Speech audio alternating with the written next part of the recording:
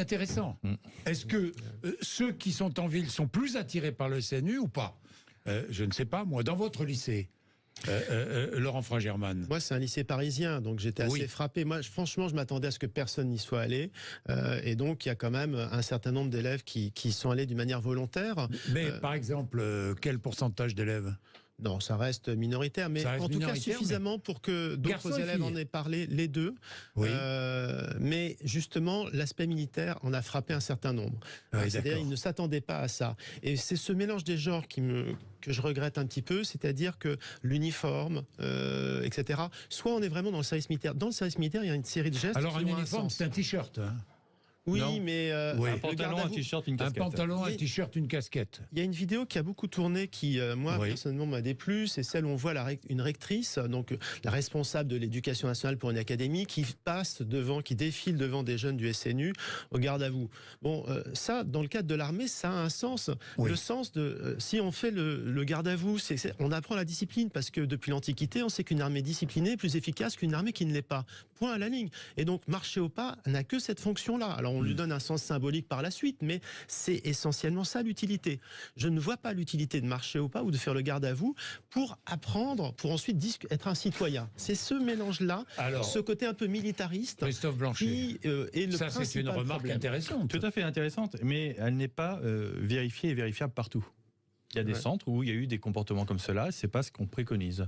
On ne préconise pas le marcher au pas. Par contre, on préconise de marcher en colonne pour avancer ensemble, pour ne pas faire un effet groupé. Vous voyez ce que je veux dire? C'est simplement comme quand il y a un déplacement scolaire, vos élèves, ils sont tous à la queue leu-leu les uns derrière les autres. Vous n'allez pas les mettre en groupé s'il y a au bord d'une route. Donc c'est exactement la même chose. Sur la notion du garde à vous devant le drapeau, quand il y a la Marseillaise.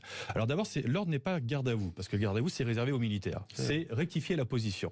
Et rectifier la position, c'est de dire, on a un minimum de respect par rapport au drapeau lorsqu'on chante la Marseillaise. C'est juste ça. Donc pour moi, ça, c'est pas choquant. C'est pas militaire, parce que le militaire dirait garde à vous. C'est pour moi une évidence que quand on est devant le drapeau, qu'on chante la Marseillaise, on a une tenue correcte et une posture correcte. Un gendarme, si individuellement, c'est peut-être un très bon pédagogue. Hein, ça, j'en doute pas. Donc il peut, dans l'exemple que vous donnez, il peut très bien transmettre ses valeurs. Mais d'une manière générale, pour moi, le discours de la République, c'est un discours de l'esprit critique. Alors, c'est-à-dire qu'il faut qu'on ait des gens, des professionnels, qui leur montrent que être citoyen, ça n'est pas, bien sûr, c'est les couleurs, etc. Mais c'est d'abord et surtout les valeurs de la République. Sauf ça, c'est l'éducation nationale qui doit apporter cela aux enfants. Si on fait énorme dans le SNU, si on fait des heures de cours sur ces valeurs citoyennes, il faut que ça soit fait d'une manière citoyenne. Je comprends ce que vous voulez dire. Et donc le SNU peut être une solution supplémentaire, mais ce qui pose quand même, vous parlez de tenue, etc. On est quand même dans une petite confusion des genres. C'est ça qui gêne un certain nombre d'enseignants. Mais il faut qu'il y ait une certaine rigueur aussi, peut-être discipline, non? Mais sinon.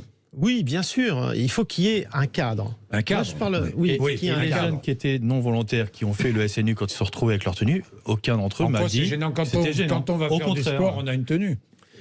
Ce qui me gêne, c'est vraiment ce côté, finalement, on imite l'armée. Personnellement, je n'ai rien contre le service militaire, dans le sens s'il y a besoin de former la jeunesse à un risque militaire. Il semblerait que pour le moment, on ne soit pas dans cette configuration-là.